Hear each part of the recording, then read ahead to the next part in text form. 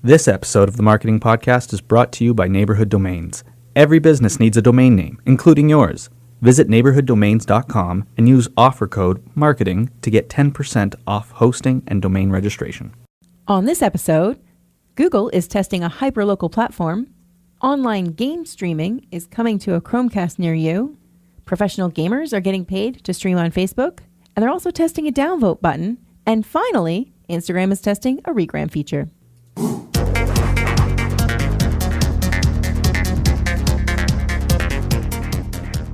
Creativity sells. Applying the right creative at the right time is the recipe for great marketing. The Marketing Podcast looks at marketing news and finds the secret ingredients that make great marketing.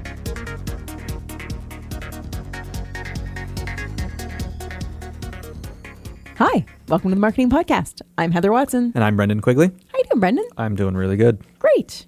I have a question for you. Shoot. It's a skill testing question.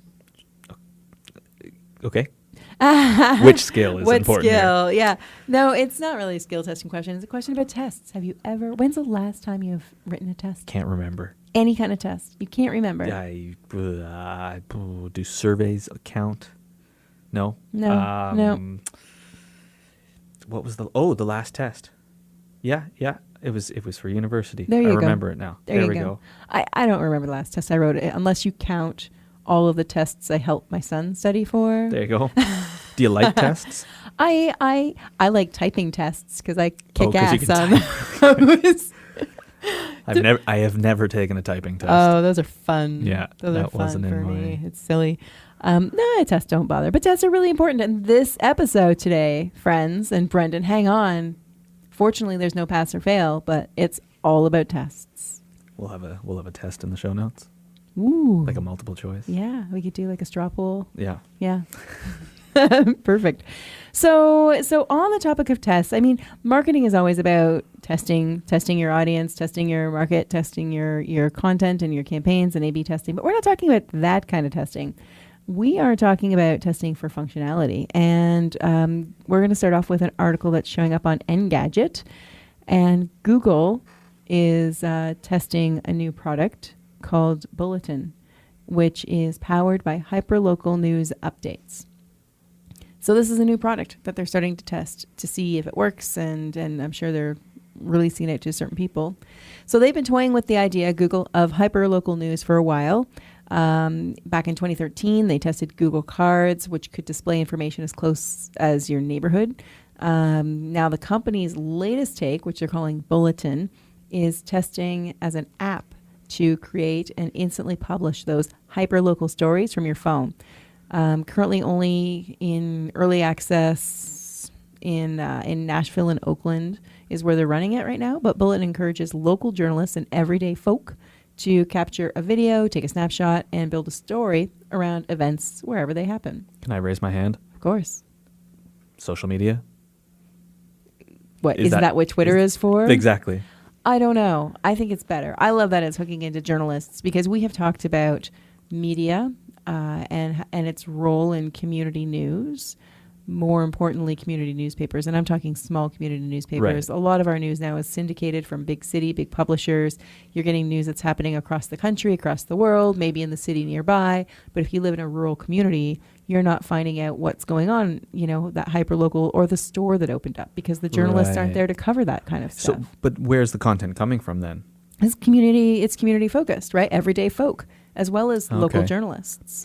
So it's kind of delivering that hyperlocal content to you. And I think it's important because we're seeing now, and we've talked about lots on previous episodes, having that tailored web experience to who your audience is. Right. So if you are somebody living in a particular community, wouldn't it be a no-brainer to want to see what's going on in that community at the palm of your hand in your mobile phone? I think there's a real opportunity here for businesses also to, tell their story in the hyper-local. I'm seeing concentric circles, the hyper-local, the local, the region, that kind of thing. Yeah. That may not get into the other, like the newspaper, like the fact that they opened a new store or that they're doing a charity fundraiser for something may not make it into the national newspaper or even Never into would. the regional. Exactly. Often wouldn't, right? But- Because even if it is of interest to that more regional newspaper, they don't have the journalists on staff to do it. Right. And they don't have the space in the pages to put it in, you know? So this is a really good way to get that messaging out. I'm looking forward to it. Yeah, I think this is also like, if Google's testing it, it clearly is, a trend that's coming up, right? And so if you are even like, let's say you do the social media for your business, you need to be maybe thinking about this coming down the pipeline. Exactly. In the sense that how do you tailor your social to fit into this format once it gets out of Once the it early launched. access? Yeah, once it launches. Because wider. if Google's testing it, Facebook's testing it, and other platforms that syndicate news are testing it. Yep. Yeah. And people want to see it. And not just if you're a business trying to get out, kind of setting up in Twitter, but looking for those opportunities to advertise in. Because I wouldn't say every community, I shouldn't say that. Many communities have some hyper-local online publisher that's talking about, arts and entertainment that's going on in the community, or that's talking about, the sports that are going on in the community, or, what they used to call back in the day, the social pages, right? Like the little things Right. that are happening, and it's owned by these websites are owned by, individual people who live in the community, not like by big conglomerates. It seems evident from the fact that Google and everybody else is testing this hyper-local content that there's some merit to it. So if those platforms offer advertising, it would probably be worthwhile to get advertising in those or be a contributor within those from a small business perspective, because it's probably super affordable. And you reach the people who could come to your business. Right. Exactly. And Google is seeing this kind of as a big business model, and they'll eventually own that market and maybe buy out all those little micro businesses that are doing it. But in your community, there's probably one, and as we're talking, you know of it. Everybody knows that brand, and if it's there, then it's probably worth following up with. Yeah. Moving on, still with Google though. Still with Google. Am I looking at the right one? Yep. Google's doing more testing. This is a fun one out of The Verge. They are reportedly exploring game streaming powered by Chromecast. This is awesome. I was waiting for your response. Yeah, this is awesome. Because who doesn't want to stream Legend of Zelda from their N64? I guess. That's what I'm picturing. Sure. I'm thinking of it more of like your hardcore gamers who are like streaming already on Twitch. And those kinds of services, and then they're getting paid through Patreon or those kind of user community to get paid. So people are doing that. You got like 17-year-old kids that are making like $20,000 a month just to play video games online all day, right? But so as the article goes, Google is looking into developing a game streaming service that would allow it to stream software to a compatible Chromecast device or a yet to be released home console. Right. I'm curious. I don't know if they'll make a console. I feel like the angle they're going is more you can put your game on the TV through the Chromecast and your Android phone. So it's more like the Android phone might be the console. Right. If you think of the Nintendo Switch that came out recently, it like set into like a little base station. Yeah. Imagine just sticking your phone in. Now you have controllers and it's up on the TV. I don't know, Google. So it says here it's unclear whether Google would focus solely on streaming Android games to a consumer's television, which is exactly what you're talking about, playing your game on the big screen, which is already relatively easy to do with mirroring technology, those of you who do that. Chromecast can also natively play some mobile quality party games directly from the device, as can Amazon's Fire TV and the Apple TV. So Google's been toying with gaming for a while, and they've never really made a really big bid in terms of, against the main players, Microsoft, Sony, Nintendo. But they've got some pretty big tools behind them with Android and Chromecast and do that kind of Twitch style live streaming. And it'll be interesting to see where they go with it. What's really neat here is live streaming isn't just for the video gamers. I don't know if you've seen the developers that have started streaming on Twitch. Oh, developers, yeah. And other community, other activities that are using the live streaming platform, radio, to like actually get their message out there. So while it might be coming to like games first, right? And Google's testing this because that's the bulk of the market for the live streaming. This has ramifications in terms of being able to put your content on the screen and being able to live stream it. Whether you're doing a webinar with an audience, whether you're doing basically, I guess, any type of event. Like if you've got a course or if you've got a lecture or something, this type of technology will weave its way into the standard business practice. Yeah. And right now, Facebook and YouTube have live stream options, but I mean, it's the camera pointed at the person. This would let you kind of, at a low cost, put it up on the screen and live stream it. And I've seen these setups done for larger shows, and they can get kind of costly. This would sort of make it a lot cheaper. Yeah, make it more accessible to people. So it's funny that you mentioned Facebook has live streaming, because the other somewhat related story, Recode is reporting that Facebook wants more gamers live streaming. So it's offering paid deals and a chance to earn donations from fans. So this is just building on what I just mentioned, where there's like lots of people who are already gaming and streaming on platforms such as Twitch.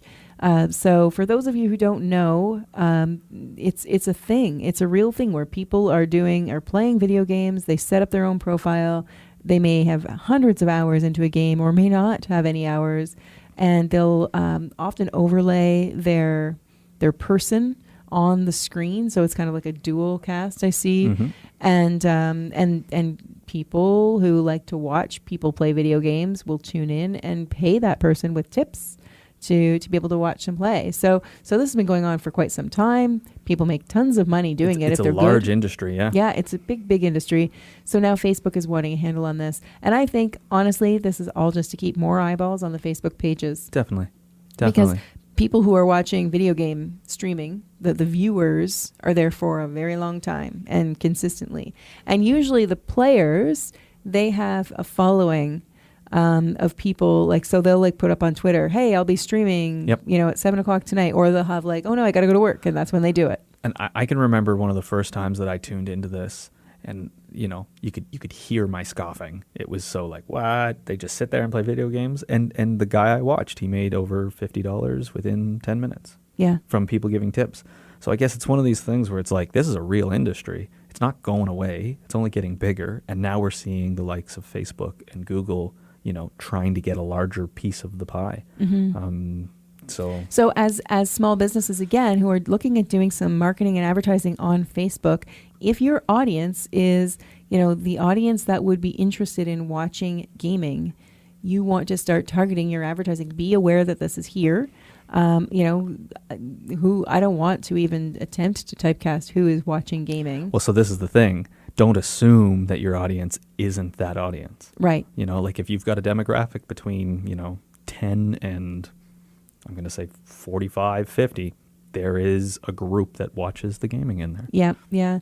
And if your product is something that would appeal to that group, then hook into some of the advertising possibilities or build relationships with some of the gamers, the professional gamers, to try and be part of their ecosystem and their fan base. And these platforms, just like Facebook and Google do, offer ad spaces on their websites. Yep. So you could just market directly in the streaming platform. You don't necessarily have to be producing the content. Mm-hmm. So interestingly enough, we're only hearing about the test now. Like I say, this just kind of popped up on Recode not too long ago. But the article says this isn't actually Facebook's first foray into gaming. People have been streaming games to Facebook for the past 18 months. So the company recently announced a deal with Electronic Sports League to stream some of ESL's professional competitions inside Facebook's video tab. You heard correctly. Professional video game competitions. Professional and millions of dollars. I mean, we know people who have been part of these things through our networks, and it's a big deal. Yeah, it's a very big deal. So don't, the takeaway here is know that this industry exists, because many people don't even realize the potential, the value, the dollars that are after it. And if you think your product or service is something that can reach out to this audience, there's a big audience here to leverage, and Facebook's just starting to play in that field kind of more openly. So it'll be interesting to see where they go from there and tune into it. Okay, this next story here is from TechCrunch. I love this. This is fantastic. Well, personally. So Facebook confirms test of a downvote button for flagging comments. Right. It's so true, though. So I did read this. It's not a dislike button. I want to be very, very clear. We're No, not, but it's a But I downvote. know we all want a dislike button. Well, yeah, but and Facebook has been very specific, saying this is not a dislike button. Okay, so this is Reddit. This is the crux of Reddit. Reddit's the online website where you can post anything and people can post. It's a big forum, right? And so they've had upvote and downvote buttons since the beginning. Like that's how it works. Right. And so you upvote it, then your post floats to the top in the relevant, when you're looking at the relevant view, and when you downvote it, your post floats to the bottom. The community's really good at filtering out the good stuff from the bad stuff. Right.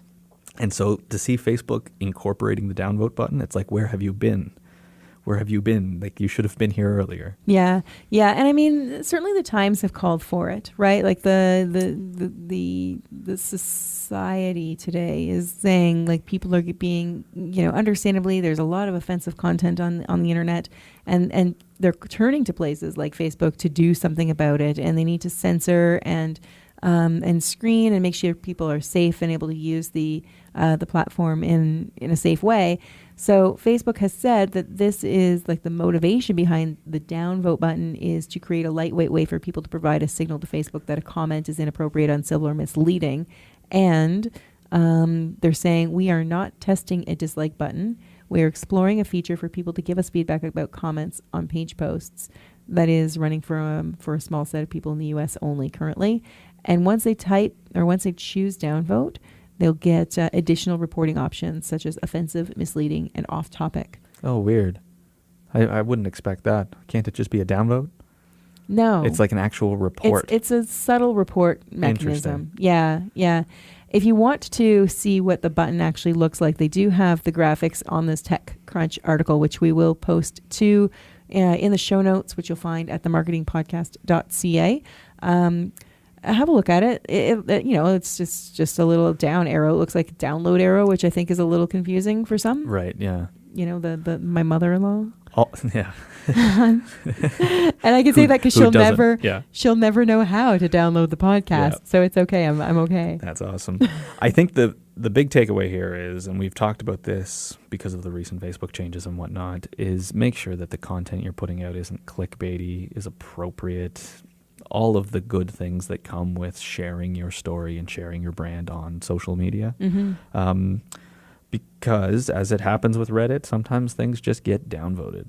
Right. And I feel like because it's a downvote button, it'll be treated the same way. That's it. I'm kind of afraid that Facebook doesn't realize that if somebody just doesn't like it, they're going to use it as a dislike button as opposed to a report kind of button, which I feel is Facebook's intention. I feel like the report might prevent that too, though. Like, if you could just click it and move on with your day, great. But if you have to click it and then select maybe a secondary reason why you clicked it, that's quickly going to weed people out. Like, Sure. We don't like friction, so Yeah. we're going to hit the mad face instead of the downvote button because I don't want to click something else. Yeah, that's fair. So hopefully that protects against exactly what you're talking about. Mm-hmm, mm-hmm.